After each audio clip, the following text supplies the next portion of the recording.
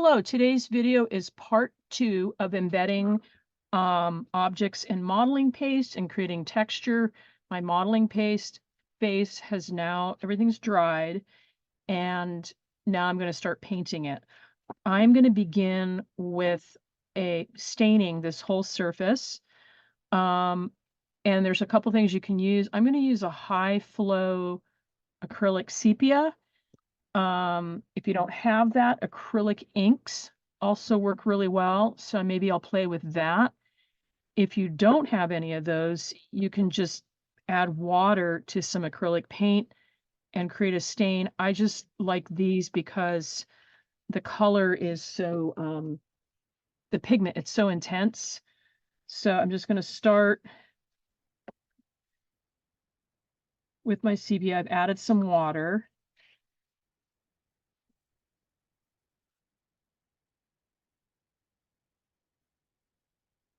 And as I'm going, I can take a damp rag and I can pull away some of that paint to make it a little bit lighter, reveal some of the texture going on. Almost like you're staining wood or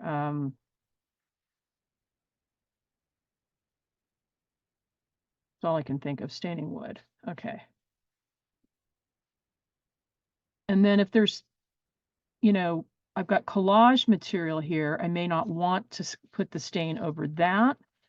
So I have to be careful to not go over those things.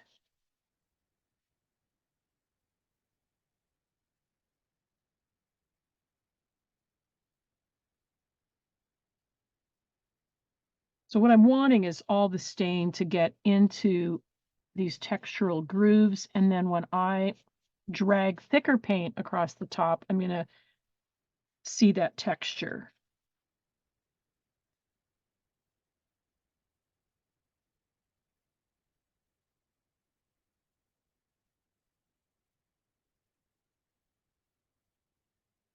And this is kind of relaxing at this point.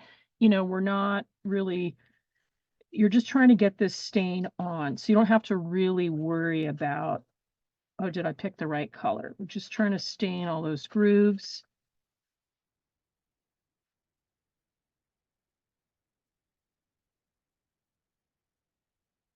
Okay, now just for fun, I'm going to switch to the acrylic ink. I just got this sap green.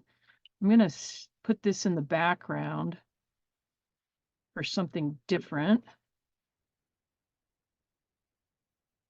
Added water to that.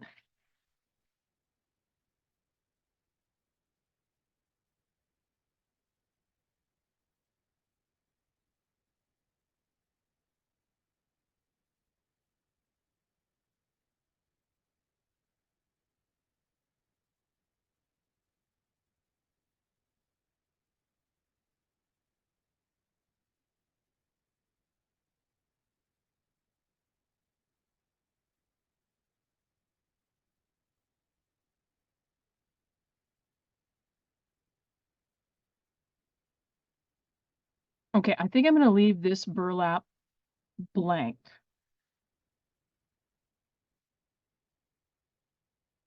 I like the green.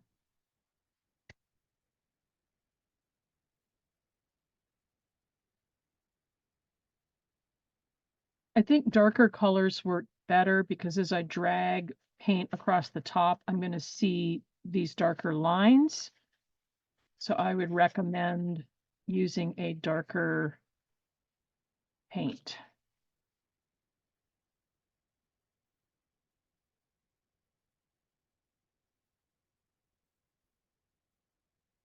Okay, now I'm going to shift gears away from the high flow and the acrylic ink, and I'm going to go to some thicker, probably dry brushing.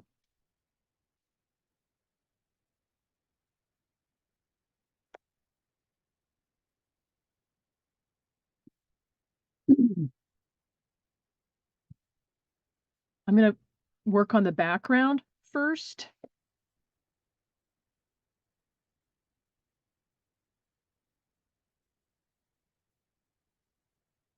And you could blow dry if you wanted to make sure that paint is really dry so it wouldn't mix as much. I'm doing my low 45-degree angle, dragging.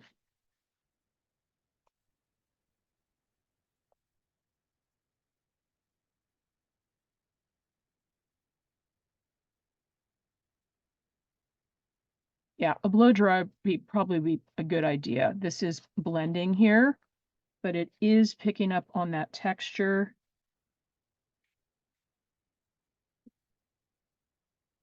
I'm going to go to a lighter blue so you can really see it.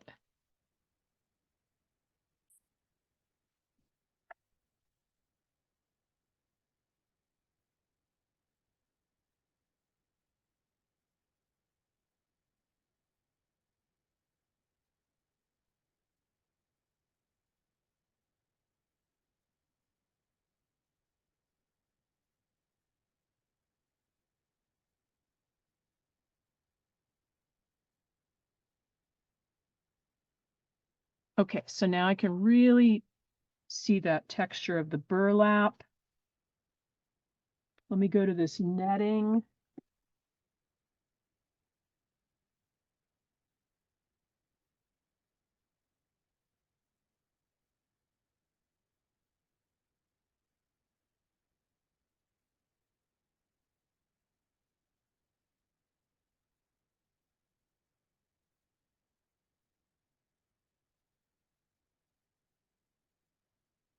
So this netting, now I'm looking at it going, you know, this might be an instance if I had stained this background red and then gone over with this, that would have a really interesting pop.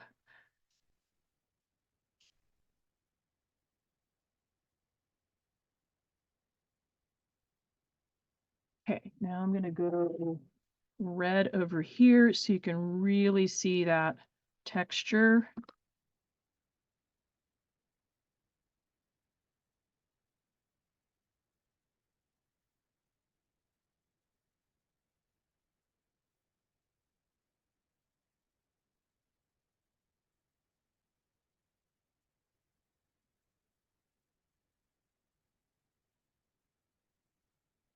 I'm being bad. I'm not even washing my brush. Okay.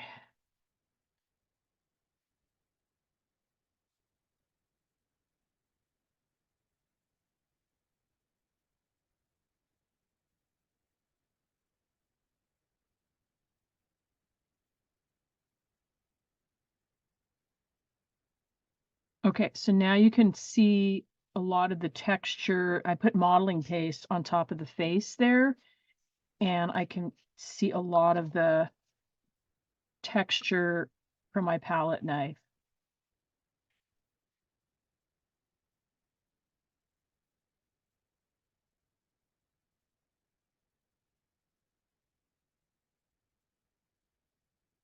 And the great thing about this, if you don't like what you have, you can keep going over it multiple times until you wind up with something you do like.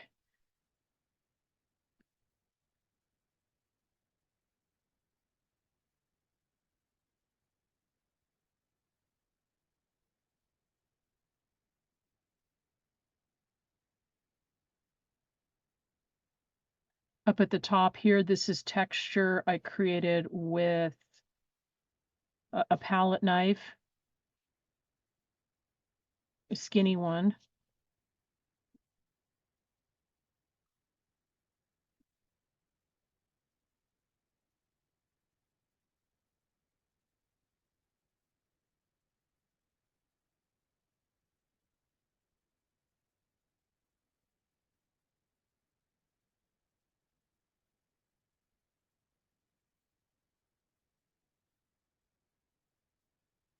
Okay, so I think you get the basic idea. I could come in and then paint the eye. I can come over, I can drag multiple layers. All that paint will get caught on there. I could create multiple layers of color, which I think would be really interesting. And there you go.